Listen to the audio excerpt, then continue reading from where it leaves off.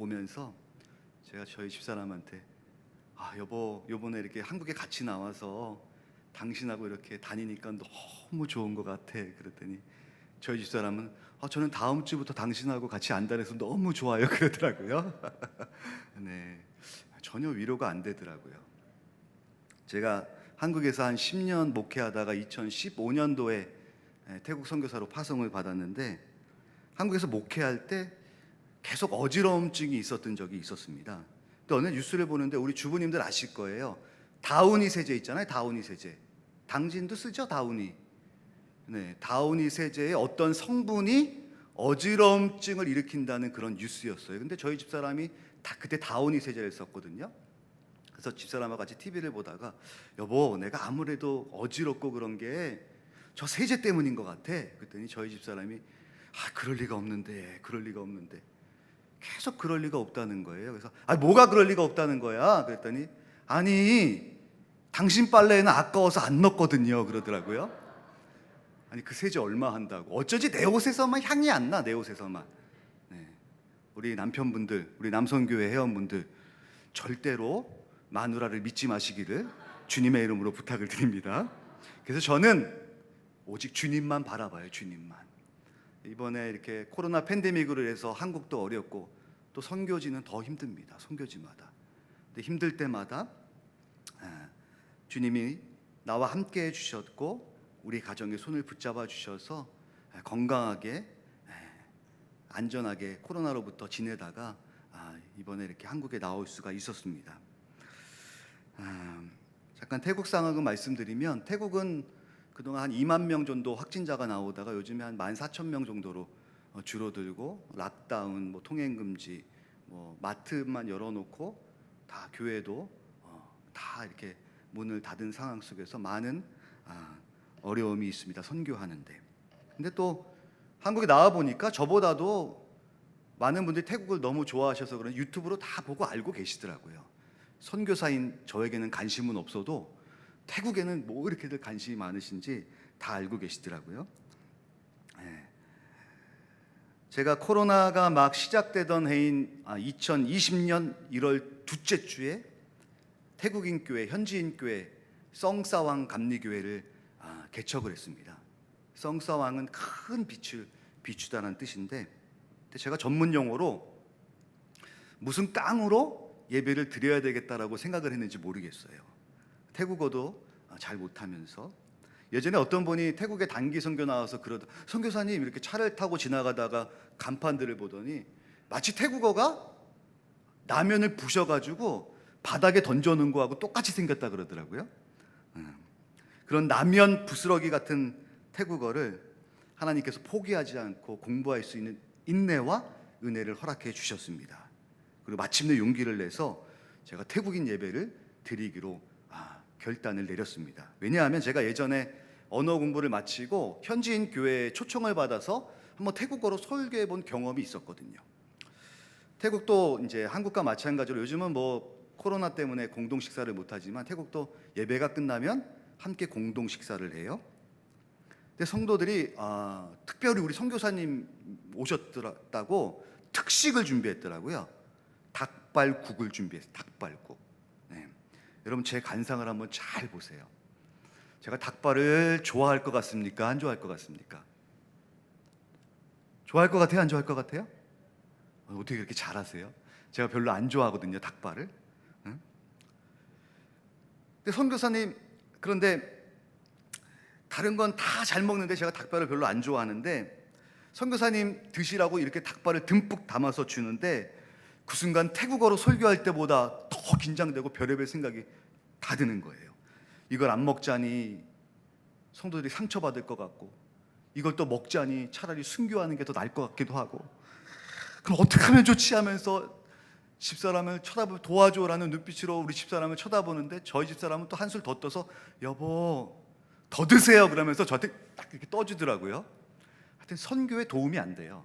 선교에. 네.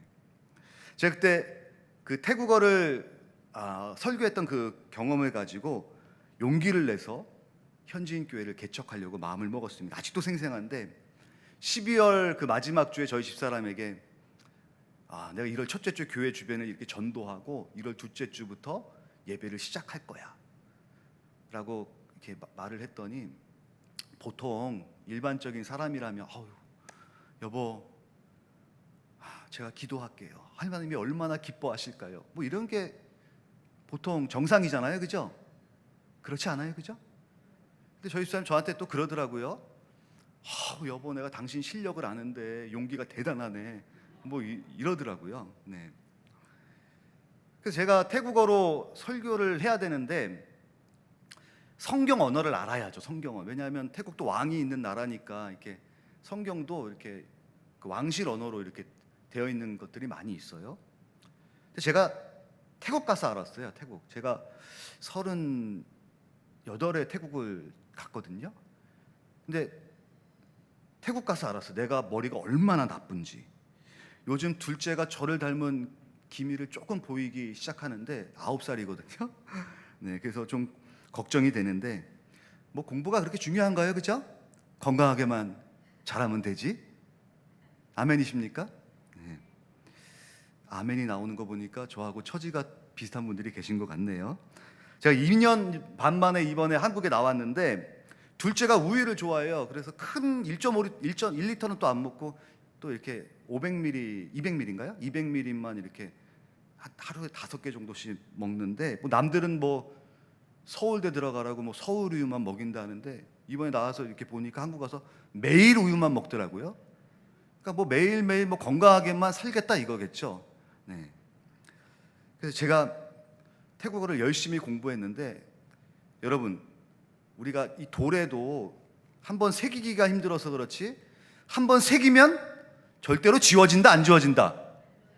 안 지워진다. 그래서 제가 이 돌에 새기기 위해서 열심히 공부하고 있습니다. 언젠가는 이 돌에 새겨질 날이 올 줄로 믿습니다. 네, 아멘, 아멘. 네. 제가 이 코로나 기간 동안에, 계속되는 이 코로나 기간 동안에 뭐 할 일이 있어야죠. 그래서 제가 태국어 성경을 읽기로 마음을 먹었어요. 그래서 요한복음을 딱 펼쳐 놓았는데 뭐 모르는 딱 아는 단어가 하나도 없는 거예요. 단어장을 찾아가면서 읽는데 거의 하루 종일 걸리더라고요. 그래도 포기하지 않고 하루에 한 장씩 내가 읽어야 되겠다 마음을 먹고 읽기 시작해서 제가 요한복음을 태국어로 3번 읽었고요. 마태복음부터 요한계시록까지 제가 신약 성경을 태국어로 다 읽었습니다. 한 1년 반 걸린 것 같아요. 1년 반 정도. 근데 여러분 우리가 성경을 읽으면 얼마나 은혜가 돼요, 그렇죠? 읽으면 읽을수록 은혜가 되는데 저는 읽으면 읽을수록 더 스트레스 받는 거예요. 내가 지금 여기서 뭐 하고 있는 건가? 하나님 제가 잘못 선택한 것 같습니다. 저를 다시 한국으로 보내 주옵소서. 뭐 이런 기도밖에 안 나와요. 근데 제가 이제 태국에 들어가면 구약 성경은 쓰려고 마음 먹고 있어요. 아까 이렇게 오다 보니까 1층에도 여러분들이 아주 깜짝 놀랐는데 성경을 필사해서 이렇게 다 놓으셨더라고요. 저도 구약은 쓰려고 마음 먹고 있어요. 한 2년 넘게 걸릴 것 같은데, 여러분 다시 만났을 때 제가 구약 성경을 다 썼다라고 간증하는 날이 왔었으면 좋겠습니다. 사랑하는 성도 여러분, 제가 성경을 다 읽었다라는 것을 여러분에게 자랑을 하는 것이 아닙니다. 예수 그리스도를 모르는 사람들에게 예수님이 구원이라고, 생명이라고, 예수님이 유일한 희망이라고 증거하고 싶은데 성경 언어를 알아야죠. 그래서 제가 지식을 쌓기 위해서 공부한 것이 아니라 정말 예수님을 증거하고 싶어서 죽을 힘을 다해서 공부했습니다. 저희가 주일날 9시 30분부터 11시까지 한글을 가르치고, 아까 동영상에 보셨지만, 그리고 11시부터 12시까지 예배를 드립니다. 한글을 가르치는 이유는 태국 청년들이나 학생들 한류에 관심이 많고, 지금 태국 학생들이 한국어에 굉장히 관심이 많아요. 혼자서 공부하는 학생들이 굉장히 많습니다. 제가 이 카카오톡 같은 라인에도 저희 그 그룹 안에 1200 몇 명이 들어와 있어요. 네. 그리고 그러니까 이제 한국어를 배우고 싶어서 이제 저희 교회에 이렇게 오는데, 매주일 한 20명 정도의 학생들이 와서 한국어를 공부하고 그 다음에 자연스럽게 그들을 예배로 인도해서 하나님을 예배하고 있습니다. 근데 이 친구들이 한글만 가르쳐 주는지 왔다가 뭐 예배를 드리니까 이 사람들이 적응이 안 되는 거예요. 적응이. 뭐 예배를 드려봤어야죠. 뭐 찬양을 불러봤어야죠. 근데 제가 처음에 이제 교회를 개척하면서 함께 이제 도울 사역자가, 현지 사역자가 필요해서 감리교 신학교에 이제 청빙 공고를 냈어요. 근데 여자 전도사님 딱 한 분이 이렇게 원서를 냈더라고요. 제가 태국어 설교는 어떻게 뭐 준비해가지고 할 수 있겠는데, 태국어 찬양은 아무래도 제가 모르는 찬양들이 너무 많아서 좀 찬양 인도를 앞에서 잘 인도할 수 있는 전도사님이 오셨으면 좋겠다라고 제가 생각하면서 기도했거든요. 왜냐하면 우리가 찬양을, 우리 어르신들도 요즘 찬양, 어려운 찬양들 많잖아요, 그죠? 근데 앞에서 이렇게 잘 인도해주면 그래도 이렇게 좀 따라 부를 수 있잖아요. 근데 이 전도사님이 음치예요, 음치. 그러니까 찬양이 안 되는 거예요. 예배 시간에 분위기가 이상해지고, 저는 괜히 크게 부르게 되고. 나는 찬양 잘하는 전도사님을 뽑고 싶었는데 하나님은 음치인 사역자를 보내주셨습니다. 근데 제가 시간이 지나고 나서 깨달았어요. 하나님의 생각은 저의 생각과 다르시더라고요. 하나님의 생각은 우리의 생각과 다르십니다. 제가 찬양 인도하는 게 어려우니까 찬양 인도 잘할 수 있는 전도사님이었으면 좋겠다는 생각을 가지고 있었는데, 하나님은 찬양 인도가 중요한 것이 아니었습니다. 하나님은 복음에 관심이 더 있으셨어요. 전도사님이 전도를 얼마나 잘하는지, 지금 개척하고 지금 좀 2년이 안 됐죠? 근데 저희 교회에 재적 인원이 200명이 넘습니다. 네, 200명이 넘어요. 물론 정착하는 데는 정말 많은 어려움이 있지만 200명이 넘는 사람들이 저희 교회에 방문을 했어요. 그리고 하나님은 그 가운데서 한 사람 한 사람씩 세워가기 시작하셨습니다. 패라는 중학교 3학년 여자 자매가 있는데, 이 학생은 지금 이제 한국 외국어 대학교에 입학하려고 한국어를 열심히 공부하는 그런 학생이에요.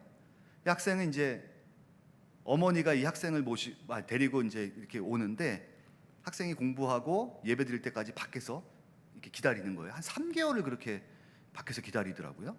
근데 어느 날 한글 수업이 끝났는데 이렇게 교회 안으로 들어오는 거예요. 그래서 저는 이분이 화장실을 가시려나 보다라고 생각을 했어요. 근데 이분이 다 갑자기 뭐 이렇게 들어오시더니 찬양집도 이렇게 나눠주고 그러면서 이렇게 자리에 앉으시더라고요.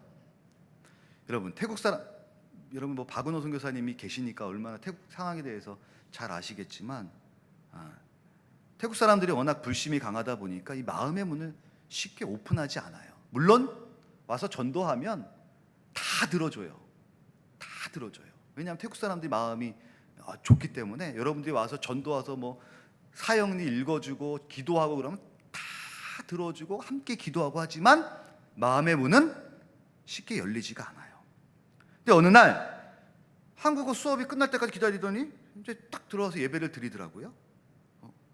지금은 딸과 함께 예수님을 영접하고 얼마나 신앙생활을 열심히 하고 있는지 몰라요. 여러분은 별로 놀랄 일이 아니지만 저에게는 굉장히 놀랄 충격이었습니다. 또 청이라는 청년은 이제 치앙마이 쪽에서 출신인데, 직장 생활을 방콕에서 하기 위해서 방콕에 내려와서 이제 직장 생활을 하는데, 이제 뭐 코로나 때문에 재택근무를 하다가 주일날도 이제 직장에 출근하는 그런 청년이었는데, 교회 옆에서 이제 페이스북에 한글을 가르쳐준다는 그 광고를 보고 교회에 온 거예요. 근데 이 친구가 이제 한글을 배우러 왔다가 예수님을 영접했거든요. 그러니까 주일날 하나님을 예배하고 싶은데 직장이 이제 주일날도 출근해야 되니까 저한테 이제 목사님 기도해 달라고, 내일 면접 보러 가는데 합격할 수 있도록 기도해 달라는 거예요. 여러분, 하나님이 어떻게 합격이 되었을까요? 안 되었을까요? 어떻게 하나님이 그 마음을 귀하게 보시지 않으시겠습니까? 이번에 또 한국 나와서 이제 저희 교회 또 자매한테 전화가 왔는데 자기 직장에 코로나 확진자가 나왔대요. 그래서 이제 검사를 받으러 가면서 자기가 기도했다는 거야. 하나님 앞에, 하나님 코로나에 안 걸리게 도와 주옵소서. 혹시 걸렸더라도 사라지게 하여 주옵소서. 뭐 이렇게 간단하게 기도했다 그래서 제가 메시지를 받았어요. 근데 음성 나왔다고, 너무 감사하다고, 하나님 앞에 너무 감사하다고 저한테 연락이 온 거예요. 제가 그 메시지를 받고 얼마나 기뻤는지 몰라요. 여러분, 코로나에 걸리고 안 걸리고가 중요한 게 아니라 우리 성도들이 1년 좀 넘은 그 기간에 믿음의 사람으로 세워지고 기도를 배워갈 수 있다는 것이 하나님 앞에 얼마나 감사한지 모르겠습니다. 예배 드릴 때 처음 나와서 고개만 숙이고 입을 닫고 있던 그 사람들이 아까 동영상에도 보셨지만 손을 들고 하나님을 찬양하는 그 모습을 볼 때마다 다른 것으로 선교사가 힘을 얻는 것이 아니라 그런 모습을 볼 때 너무나 힘이 됩니다. 그렇게 하나님은 하나님의 사람들을 한 명, 두 명 이렇게 세워가고 계셨어요. 제가 이제 그 태국 방콕 그 한인교회가 하나 있습니다. 감리교회가 큰빛교회라고. 제가 언제 개척했다 그랬죠? 20년 1월 달에 현지인교회를 개척했다고 말씀을 드렸잖아요. 교회 안에 이제 제가 현지인교회를 개척하게 된 이유는 처음에는 이제 처음 태국 가서는 한식이 그리우니까 교회에 밥 먹으러 이렇게 한식 정말 맛있게 교회가 유명하거든요. 큰빛교회가 한식 준비하는 걸 아주 뷔페식으로 준비해 놓습니다. 해요. 그래서 그거 먹고 싶어서 이제 가끔 가는 거예요. 근데 갈 때마다 목사님이 이제 담임 목사님이 아유 박선교사, 박 목사, 아니 다른 데서 사역하지 말고 여기 이제 교회 옆에 조그마한 주택 같은 건물이 있어요. 여기서 유치원도 하고 현지인 교회 여기서 하라고. 저희 집사람이 이제 한국에 있을 때 어린이집도 운영하고 했으니까 또 해외에는 또 자격증 있는 사람이 귀하잖아요, 그죠? 했으면 좋겠다고. 근데 제가 그때는 별로 이렇게 목사님 말을 귀 기울여 듣지 않았어요. 제가 이제 현지인 교회를 개척하려고 이제 작정 기도를 하면서 이렇게 기도하는 가운데 있었는데 제 마음에 한인교회라는 울타리 안에서 사역을 하는 것도 많은 장점들이 있겠다라는 생각이 들었어요. 그런 감동이 왔어요. 왜냐하면 일단 한인교회 안에서 사역을 하면 요즘 태국 사람들이 얼마나 한류 문화에 관심이 많아요, 그죠? 한식에도 관심이 많아요. 근데 예배 드리고 끝나고 뭐 먹어요? 공짜로 뭐 먹어요? 한식 먹잖아요, 그죠? 저희 집사람 밥 안 해도 돼요. 네, 한식 먹잖아요. 또 태국은 또 이렇게 렌트하려면 한국보다 비쌉니다. 굉장히 비싸요, 렌트비가. 또 렌트비도 공짜잖아요, 그죠? 안 들어가잖아요. 또 유치원도 또 한인교회 이렇게 성도님들이 자연스럽게 홍보해 줄 거 아니에요, 그죠? 그러니까 얼마나 큰 장점들이 있어요. 그래서 한인교회 그 건물 옆에 아까 보셨지만 컨테이너 박스 2개를 연결해 기역자로 연결해서 이렇게 네모나게 이제 대충 이렇게 겉에 이제 모양만 만들어 놓은 그런 건물이었습니다. 근데 이제 안에를 그 리모델링을 해야 되는데 그럼 리모델링 비용이 그래도 한 2,500만 원 이상 들어갈 것 같아요. 저를 잘 보세요, 여러분. 제가 돈이 있을 것 같아요, 없을 것 같아요? 어떻게 그렇게 잘하세요? 선교사가 뭐 무슨 돈이 있어요, 그죠? 하나님이 주셔야죠.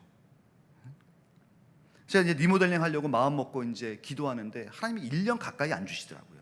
1년을 기도하게 하시더라고요. 1년을. 저희 사모하고 친분이 있는 그 집사님 남편이 방콕에서 큰 건축 자재를 이렇게 운영하시면서 건축업을 하시는 분이 계셨어요. 근데 저희가 유치원하고 이제 그 교회를 시작하려고 하는데 사모님이 리모델링 하게 되면 저희가 싸게 해줄 테니까 꼭 저희한테 말씀해 달라고 그렇게 부탁을 하시더라고요. 근데 문제는 이게 없잖아요, 그죠? 이게 없잖아요. 그래서 기도했어요. 하나님, 한국 교회의 많은 목사님과 교회를 감동시켜 주셔서 기도할 때마다 태국의 박주아 선교사가 생각날 수 있도록 하나님 인도하여 주옵소서. 1년을 기도했습니다. 제가 1년을. 근데 그 해에 웨슬리 선교 훈련원에서 이제 저한테 이제 선교 훈련 원생들하고 이렇게 온 거예요. 그래서 이제 선교지 여러 군데 돌아다니다가 이제 저희가 이제 교회 한인 교회 와서도 보고, 그 옆에 이제 한 담임 목사님이 이제 그 한인 교회 하신 목사님이 여기 박 목사가 여기서 이런 사역을 할 거라고 이렇게 이제 얘기를 한 거예요. 근데 이제 선교 훈련이 끝나고 금요일쯤 됐는데 훈련원 원장님이 공항교회 이제 담임 목사님이 장성현 목사님이 저한테 박선교사 그거 리모델링 하면 얼마 정도 들어가는 거야? 라고 저에게 이렇게 물어보시더라고요. 그래서 제가 목사님 한 2천만 원 이상 들어갈 것 같다고 말씀을 드렸어요. 그랬더니 알겠다고, 그러고서 내가 한국 가서 연락을 하겠다고, 그러고서 일주일 만에 저에게 연락이 오신 거예요. 박선교사 리모델링 진행하세요. 별로 아멘도 없으시네. 네, 리모델링 진행하세요. 그래서 저희가 진행을 하려고 그 집사님에게 달려갔죠. 집사님 빨리 시작해 주세요.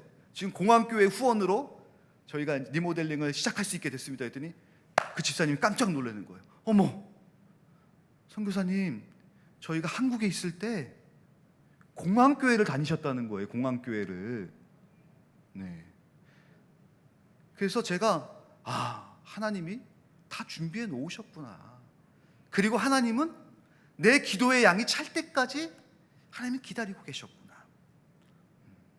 하나님 공항교회를 축복의 통로로 사용하셔서 유치원과 현지인 교회를 할 수 있는 발판을, 길을 열어주셨어요.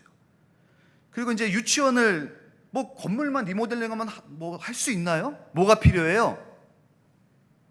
유치원을 해보셨어야지 알지. 뭐가 필요해요?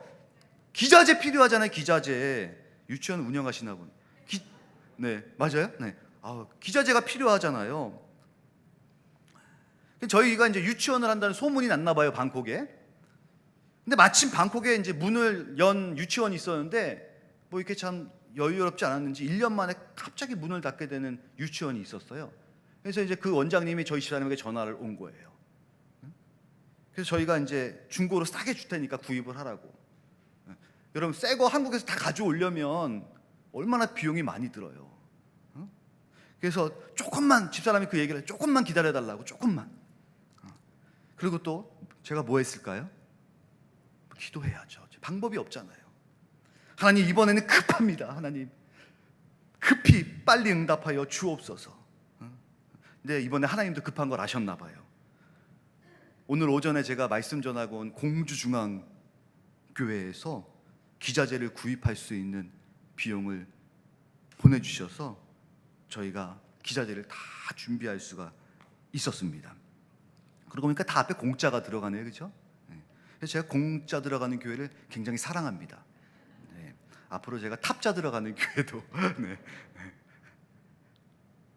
하나님은 모든 것을 완벽히 준비해 놓으시고 그때그때 하나님의 사람들을 통해서 하나님의 놀라운 역사를 이루어 가셨던 것입니다. 제가 이렇게 리모델링하고 이제 기자재를 준비해서 마침내 유치원 개원하고 또 한글학교 사역하고 이제 현지인 예배 사역을 하다 보니까 앞에 아까도 보셨지만 콘크리트 바닥도 좀 공사하고 아이들이 좀 이렇게 거기 매트도 좀 깔고 지붕도 만들고, 그리고 안에 좀 싱크대가 없었어요, 주방 시설이. 그래서 이제 교회까지 가서 이렇게 해야 되는 불편함이 있어서 좀 주방 시설도 좀 필요하겠다. 그래서 제가 이번에도 뭐 했을까요? 네, 하나님만 바라보면서 기도했습니다. 근데 어느 날 한국에서 저하고 친분 있는 목사님이 저에게 연락이 왔어요. 우리 교회 권사님이 새벽에 기도하는데 하나님이 태국의 지붕을 보여주셨다는 거예요. 뭘 보여주셨다고요? 별로 안 놀라시네, 탑동교회 성도. 하여튼 안 놀래는 여러분 보고 내가 지금 더 놀래고 있으니까. 네. 그래서 그분이 600만 원을 후원해 주셔서 이 콘크리트 바닥 공사하고 지붕 공사, 저 싱크대 공사를 할 수가 있었습니다. 나는 다만 하나님만 바라보았더니, 나는 다만 기도했더니 하나님께서는 구하는 것보다 내가 생각하는 것보다 더 넘치도록 부어 주셨습니다. 그래서 이번 코로나 이 상황 가운데서 하나님은 많은 일들을 감당하게 하시고 또 많은 은혜를 부어 주셨어요. 코로나 기간 동안에 현지인 교회도 방콕에 개척하게 하시고, 또 유치원도 또 개원하게 하시고, 또 방콕에서 74km 떨어진 사무송크람이라는 그 지역에 또 지교회를, 썽싸왕 교회라는 지교회를 또 세울 수 있는 그 은혜를 허락하여 주셨습니다. 그래서 아까 보셨지만 그 교회 학생 하나 있었잖아요, 그죠? 학생 하나 연락이 왔어요. 제가 이제 한국에 있는데 저희 전도사님한테 이 아이가 엄마한테 혼이 나고서, 태국은 중학교 때부터 이제 이렇게 아이들이 학교 갈 때 오토바이 타고 가요. 근데 먼 곳에서 이렇게 엄마한테 혼나고 화가 나가지고 울면서 오토바이 타고 지나가는데 교회에 불이 켜져 있더래요. 저희 전도사님이 이제 매일 밤마다 교회에 나가서 이렇게 기도하시거든요. 그걸 보고 들어온 거예요. 교회인지도 모르고 들어온, 교회인지도 모르고. 그래서 너 어떻게 왔니? 이유를 물어보고, 근데 엄마한테 혼이 나서 이렇게 불이 켜져 있어서 들어왔다는 거예요. 앉아봐. 그러면서 그 아이에게 이게 이렇게 침착하게 시키고 그 아이에게 복음을 전했다는 거예요. 그래서 이 아이가 그 자리에서 예수님을 영접하고 그 다음 주일에 아버지를 모시고 온 거예요, 교회에. 그래서 저는 그 아이가 가까운 데 사는 줄 알았어요. 근데 한 오토바이도 40분 타고 가야 되는 그 지역에서 왔다 그러더라고요.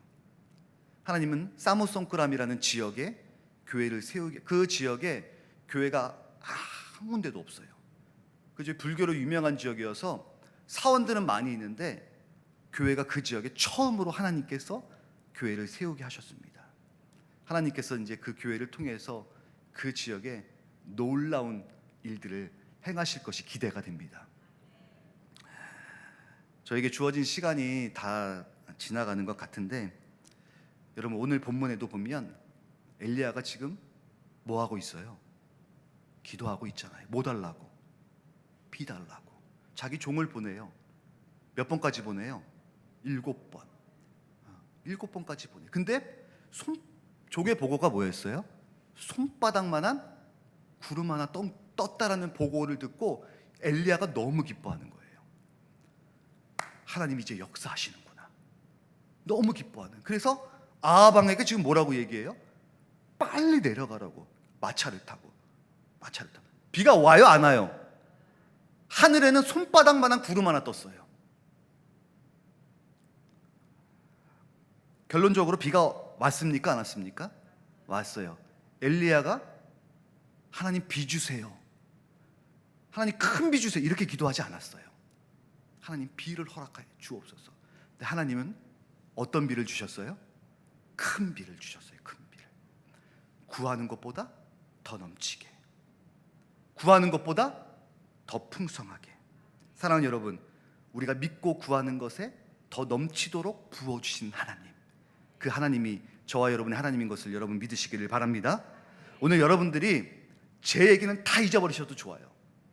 그러나 중요한 건 우리가 주님의 이름을 부르면, 주님께 달려나오면 2000년 전에 놀라운 일을 행하시고 놀라운 기적을 행하셨던 그 주님이 2000년이라는 시간과 공간을 뛰어넘어서 오늘 이 자리에서, 오늘 여기에서도 하나님께서 놀라운 일을 행하시다. 여러분 그것을 믿으시기를 바랍니다.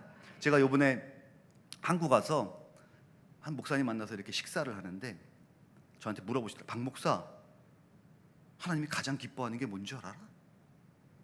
여러분 뭘 것 같아요? 하나님이 가장 기뻐하는 게 뭔 줄 알아?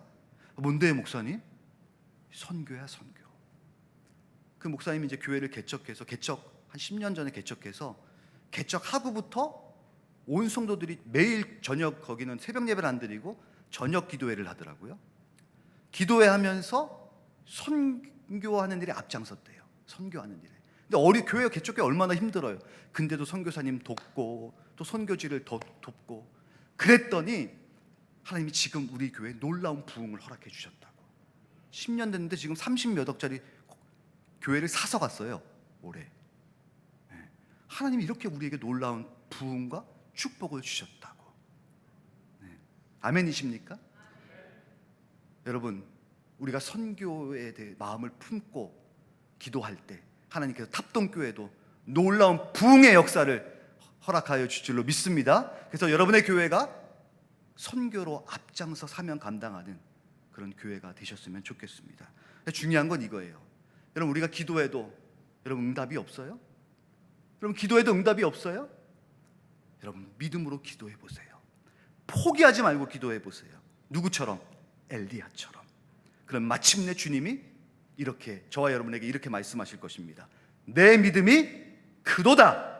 내 믿음대로 될지어다. 이 은혜를 누리는 저와 여러분 모두가 되시기를 주님의 이름으로 부탁을 드립니다. 기도하시겠습니다. 우리의 믿음을 보시는 하나님, 우리가 믿음 가지고 주님 앞에 나와 기도하면 하늘문이 열리는 놀라운 기적이 우리의 삶의 마당 가운데 펼쳐질 줄로 믿습니다. 이번 한 주간 주님 어느 곳에 계시던지, 내 삶의 자리가 어떻든지 열심히 주님 계신 곳을 향하여 달려가는 저희들 모두가 되게 하시고, 때때로 내 상황에 하나님께서 어떤 말씀을 주시든지 간에 즉각적으로 순종하게 하시고, 그래서 내게 응답 주시고 나와 함께 하신 하나님을 경험했다면 다시 한번 반응하고 감사하고 영광 올려드리고, 날마다 한 번의 응답이 아닌 평생의 응답자로 살아가는 저희들 모두가 될 수 있도록 축복하여 주시옵소서. 예수님의 이름으로 기도드리옵나이다. 아멘.